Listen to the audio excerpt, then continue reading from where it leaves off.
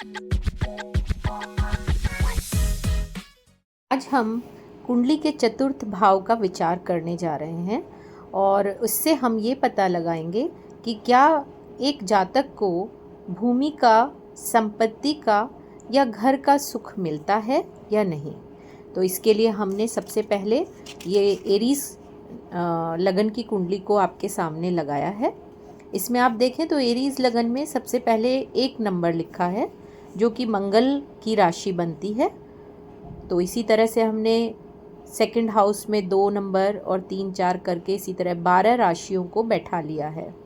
कुंडली में 12 राशियों के घर जो हैं यही हमें बताएंगे कि हमारे किस घर से हमें क्या देखना है। अगर आप यहाँ पर हमने बात की है चतुर्थ भाव की, क्योंकि हम सुख की बात कर रहे हैं, भूमि संपत्ति की बात कर रहे हैं, तो हमने इसके लिए इस कुंडली के 4th हाउस जहाँ पर 4 नंबर लिखा है, हम उसके स्वामी यानी कि उसके लॉर्ड की बात करेंगे और इस घर पर क्या प्रभाव है बाकी ग्रहों का उसको देखेंगे इस कुंडली के जरिए। तो आप यहाँ देखें तो 4th हाउस के लॉर्ड चंद्रमा बनते हैं जो कि 2nd हाउस यानी कि 2 नंबर में बैठे हैं उच्चस्थ होकर, क्योंकि चंद्रमा 2 नंबर की राशि में उच्च स्थान पर हैं।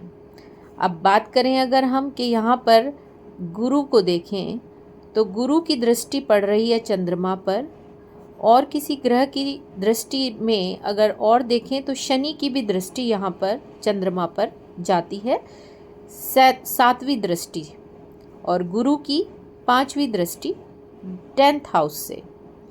अब गुरु को देखें तो गुरु यहाँ पर 9th हाउस यानी कि भाग्य स्थान के स्वामी हैं और 9th हाउस हमारे पिता का भी घर है।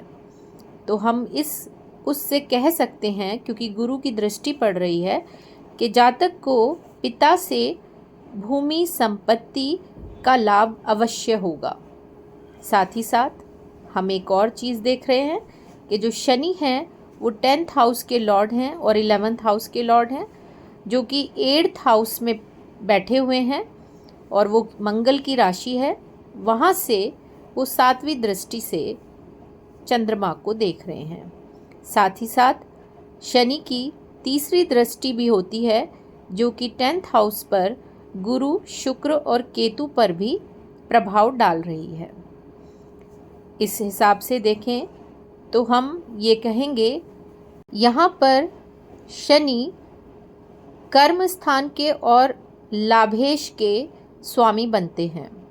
अब ये दृष्टि जिस पर डाल रहे हैं हम देखें तो हमारे 4th हाउस के लॉर्ड चंद्रमा पर इनकी 7वीं दृष्टि पड़ना, शुक्र जो कि यहाँ पर हम देखें तो धन के कारक भी बन रहे हैं, उनको भी यहाँ पर देखना 3री दृष्टि से, ये हमें इंडिकेट करता है कि इस जातक को भू संपत्ति और धन का लाभ अवश्य होगा।